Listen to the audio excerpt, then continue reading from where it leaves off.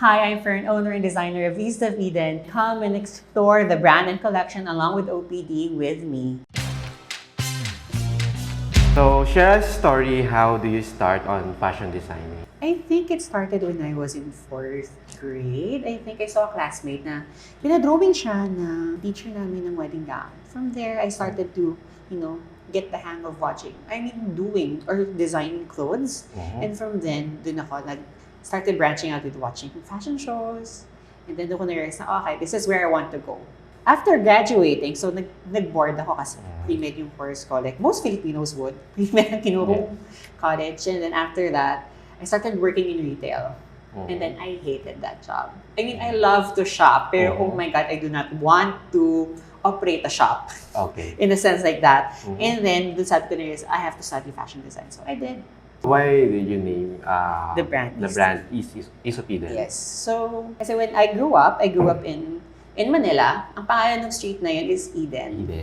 So, hindi siya technically related to what Eden is. And then, right now, I am in Cainta. So, it's the East. So, I want a mishmash of where I am right now and where I was from. So, East of Eden, kasi naging ganun. So, it's not related to the movie or anything. But I think it also encapsulated kasi the idea of the brand na parang, it's a mixture pa rin of both cultures eh.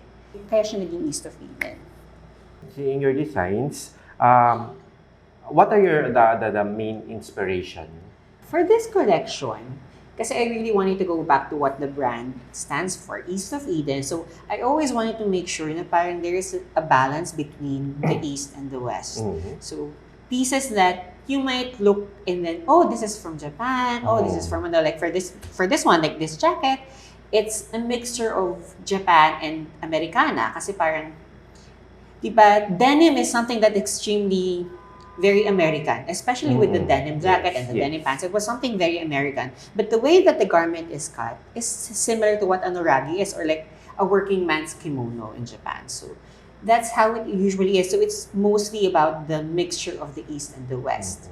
So pieces that you will find from, locally like ours, like the barong or like the kamisa or something like that, or the tapis. So mga pieces na is very Pinoy, but when mixed with other culture, it becomes something different. So that's how that's how the whole collection is inspired. Share us a major experience during your fashion design journey that you always look back.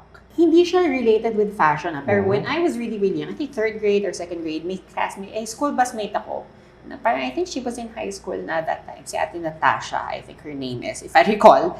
Parang sabi niya, nakita niya kasi I was doodling at the back of my notebook. Tapos sabi niya, parang ituloy-tuloy mo yan, just perfect the craft. So I think that's one of the things that I always look back whenever I'm starting to doubt myself. Parang to look at the craft.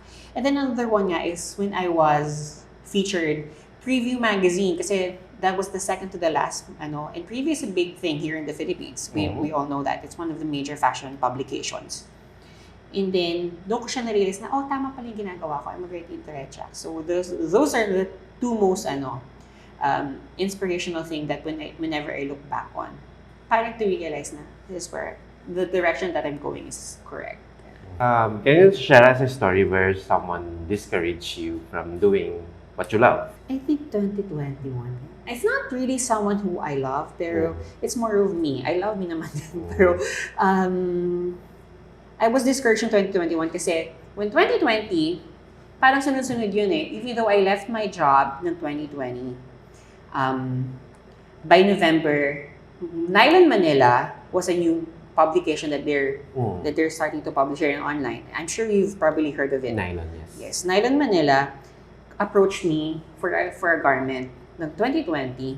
So, naging cover siya. It was worn by Andrea Brillantes. And then by 2021 rather, sunod-sunod yung flop. Parang I was contacted by this stylist to help for the wardrobe of someone na beauty queen. Hindi siya nag-push through. There's a lot of failed projects. Kahit ito eh. So, I started to get discouraged and I started to, doubt myself na parang, am I doing the right thing? Pero, like yung mga questions na prior, I always look back and then I realize na parang, no, tama pa rin ginagawa. Even my friends were saying, you're just having a very lean time. And parang I think he was just saying na parang it's not that you are discouraged, but rather you should learn to experience yung downtime, to rest. Kasi I'm sure if you believe in divine power, na parang he is setting you up for something greater. I think that's what I can get from the discouragement. Kasi sobrang hirap. Even this one, before I release this pieces, dalawa akong subcontractor na tinakbuhan lang ako with all of the materials.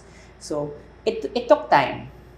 So, dun ako na-discourage. But I feel like yun yung takeaway ko din doon is to learn to, pag may downtime ka, rest. Kasi sometimes hindi mo alam na on the next chapter pala, it's all about the blessings to come. That's true. Ayun. So, I always want to ask this with all the fashion designers, mga nag-OPD, fashion designers, anything. Because me, myself, hindi talaga ako magaling manamit. So, ayun. So, yun yung isa sa mga bubog ko. Pero, any tips for those people na gustong magdamit, pero nagla-lack of confidence sila? It's easy to say na parang, you just have to be confident whatever you wear.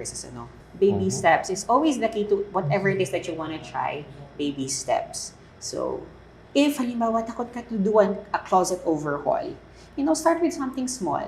Something that is both familiar but new. For example, like kung dito yung sabi ng mga ibang mga blogs about clothing and designing and styling, usually, if you're a person who always like to wear a polo shirt, so instead, thinking natin when we see polo shirt, magli-lean back tayo into on the basics, like the whites, the blacks, and the navies. Why not try like an interesting print? Simulan mo lang with something like, or maybe an interesting color, like instead of going for the blacks and the whites, go for mustard, or go for something na totally unexpected, like old rose. So, para hindi ka na shock into doing it na parang, I wanted to try, kasi confidence lang naman yung problema mo eh.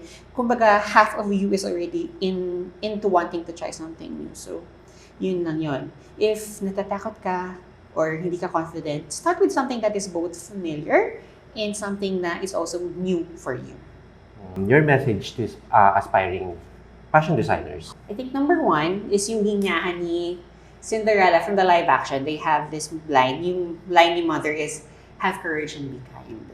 Have courage and be kind. Have courage and be kind. It's not related to fashion-wise, pero whatever you set your mind to, diba? No matter how small or how big, if you have the courage or the passion for it, then you are already set up for success. Another one is to always be kind, especially sa fashion industry. Kasi napakaliit ng mundo ng fashion eh.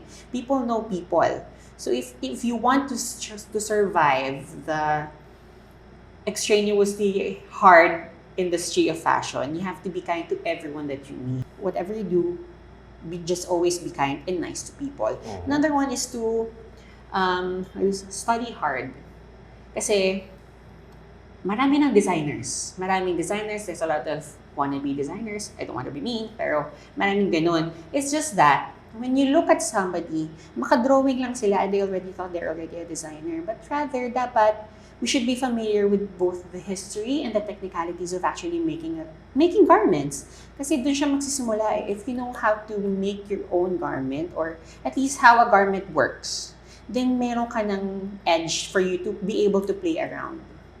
Yun. And if you're very keen on the history of what happened, or at least you are aware of what is happening right now, parang you get this sense na parang, what I am giving you right now is something new. It's something different.